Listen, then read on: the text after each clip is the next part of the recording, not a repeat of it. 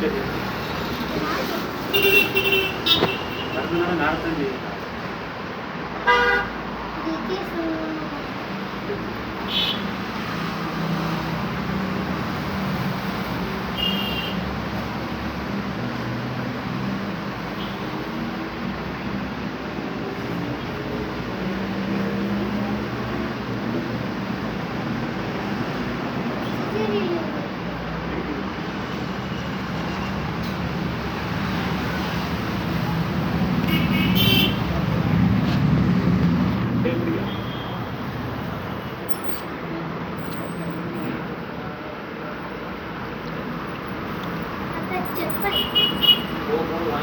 இறக்கி போட்டுருக்கேன்